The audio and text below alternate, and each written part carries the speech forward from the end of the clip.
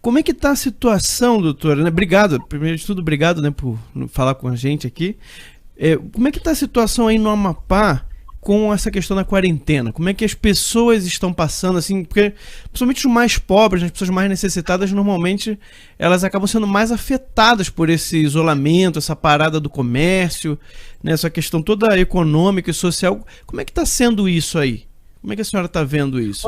Eu falo assim, eu, sem querer ser dramática, mas talvez aí eu falo que o lado italiano que a gente herdou, que eu venho de uma família de italianos, eu sou do sul do país, eu sou do Paraná, eu habito a Amazônia aqui já há uns 30 anos, na verdade mais de 40 anos, porque também morei em Rondônia durante quase 10 anos. Eu avalio tudo isso, sinceramente, como um pesadelo. Eu tenho a impressão assim, meu Deus, será que daqui a pouco eu vou acordar e tudo isso foi um enorme pesadelo?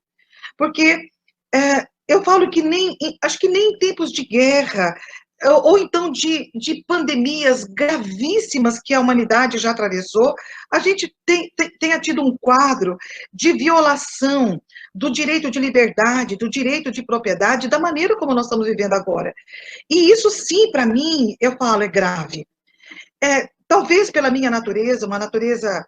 Eu sei que talvez não seja uma natureza comum, eu não consigo ter medo dessa contaminação com o vírus corona ou com qualquer outra doença.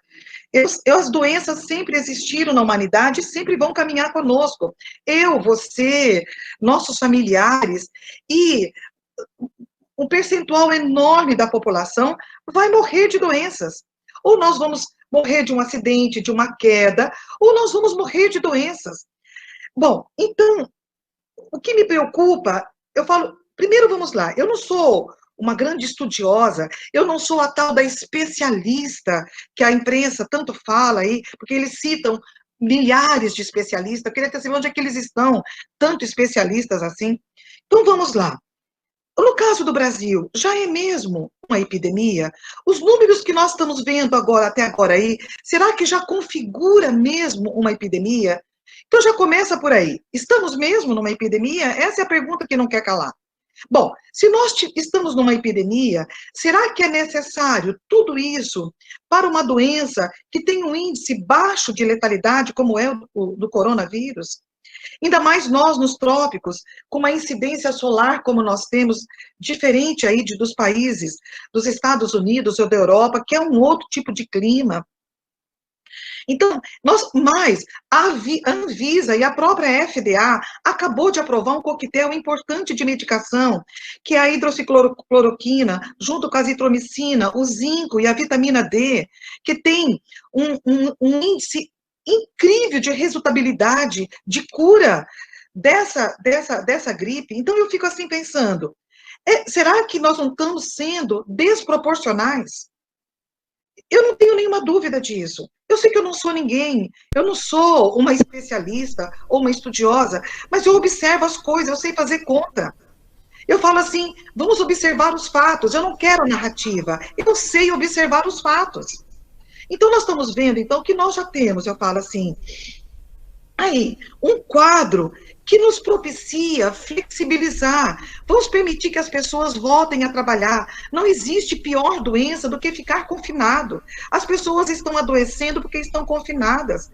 Já começam a aparecer doenças psicossomáticas nessas pessoas porque elas estão adoecendo com esse confinamento. Primeiro, nós sabemos que foi feito um terror absoluto. Foi incutido um medo irracional nas pessoas. Eu conheço pessoas inteligentes, pessoas estudadas, que estão apavoradas, que estão praticamente embaixo da cama, com medo do vírus corona. Então, assim, foi pregado um terror e um medo desproporcional nas pessoas. É claro que eu sei avaliar as coisas, eu sei que tem uma coisa muito grande por detrás disso. A história vai mostrar, e vai mostrar muito rápido. Vocês mesmos que são da imprensa, muito mais sabidos do que eu nisso, vocês estão fazendo as investigações, não vai demorar, e nós vamos desnudar tudo isso e entender por que nós chegamos nesse nível que chegamos. Há uma orquestração muito gravosa por detrás disso, e me preocupa porque é uma grande cegueira. Pessoas inteligentes, pessoas que são cultas, que precisam vir à tona para dizer, basta, chega. A minha mãe, que tem 82 anos, e a vida toda só trabalhou na roça, eu venho de uma família de camponeses. A minha mãe diz assim, filha, nós sempre tivemos gripe, gripe sempre existiu. Então, por que nós estamos fazendo com isso? Eu fico pensando, engraçado, a gripe H1N1, que é uma gripe muito mais letal do que ela, nós não fizemos o que nós estamos fazendo agora. Aqui onde eu moro, nós temos uns índices gravíssimos de dengue, de leptospirose. Aqui, Ítalo, nós temos uma epidemia de dengue, que tem que ser feita uma medicina investigativa para entender por que o amapaense desenvolveu da maneira como desenvolve tão gravosamente uma verdadeira epidemia de dengue.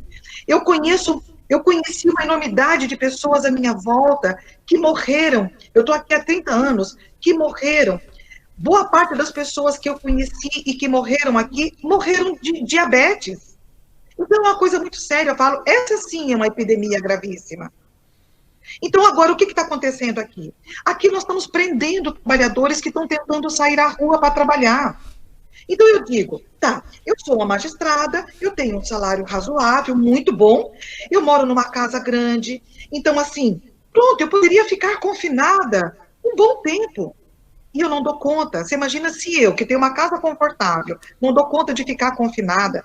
Como é que nós vamos confinar 90% da população que mora em casebres, de 18 metros quadrados, 20 metros quadrados, 30 metros quadrados no máximo, casas baixas, pequenas, escuras, insalubres? Como é que eles vão ficar confinados? 8, 9, 10 pessoas. A maioria delas, Ítalo, elas têm que levantar de manhã, fazer os seus bicos para poder comprar o almoço, depois fazer os bicos à tarde para poder comprar a janta. E nós estamos aqui prendendo os trabalhadores que saem à rua para trabalhar. Bom, então, para mim é um quadro gravíssimo. Eu vejo isso com uma gravidade enorme. E nós sabemos, Ítalo, que uma boa parte da grande imprensa nacional é responsável por tudo isso, porque ela ajudou a incutir um medo desproporcional nas pessoas. Eu participo de vários grupos nacionais de magistrados, de juristas, e eu vejo que eles, mesmo pessoas que têm um conhecimento e acesso a boas informações, mesmo eles, tomados de um medo irracional. Então, eu não tenho medo do coronavírus. Se falar para mim assim, bom, Pini, aqui tem uma piscina de coronavírus, e aqui está a sua liberdade. Então, o preço que você vai pagar por ela é mergulhar nessa piscina do coronavírus. Eu não penso meia vez. Não há, na verdade, nada mais importante do que a liberdade, o direito de propriedade que está sendo tirado. E não é dos comerciantes só, porque os comerciantes, de alguma maneira, talvez, uma boa parte deles, consegue ter um pequeno lastro para sobreviver, pessoalmente, ele, a família dele, 30 dias, 60 dias, 90 dias. A minha preocupação é com os comerciários, que estão sendo demitidos em massa. Então, assim, é parada a hora. E aí eu pergunto, aqui como nós, que temos uma população imensa de servidores públicos, aqui o grande empregador é o Estado. Será que o servidor público não avalia que daqui a pouco será a vez dele? Que se não tiver arrecadação, não vai ter como o Estado saldar a folha de pagamento? Eu sou magistrada, eu estou dizendo aqui, é claro que todos nós temos que fazer sacrifícios, que todos nós temos que ajudar a pagar essa conta.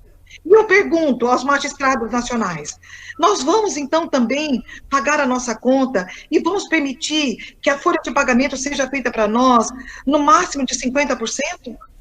Ué, então vamos ficar em casa, mas então vamos reduzir os nossos vencimentos. Então, assim, me desculpe, eu falo assim, mas eu não dou conta, eu falo, talvez seja um excesso de lucidez, talvez eu seja uma maluca que tem que ser internada num hospício, eu não sei. Talvez o meu fim até seja lá. Mas eu digo o seguinte, mas não é possível que só eu esteja enxergando isso. Não é possível que as pessoas... Claro que as pessoas estão vendo. Eu recebi uma enormidade de mensagens, depois que a gente fez a carta, depois que eu apareci na TV, uma enormidade. 70% da população pensa como nós. Exatamente. Você Exatamente. imagina, Ítalo, que as igrejas estão fechadas, nem em tempo de guerra, nem em tempo de calamidade absurda, as igrejas fecharam. Como é que é? Eu falo, eu sou uma católica, eu preciso ir à igreja, eu preciso assistir à Eucaristia. Cadê isso? Até Exatamente. isso foi tirado do homem. É isso mesmo, doutora Sueli. E assim, agradeço muito, né? É muito bom ouvir uma magistrada com bom senso, né? Porque a gente ouve cada barbaridade ultimamente, né? Exatamente.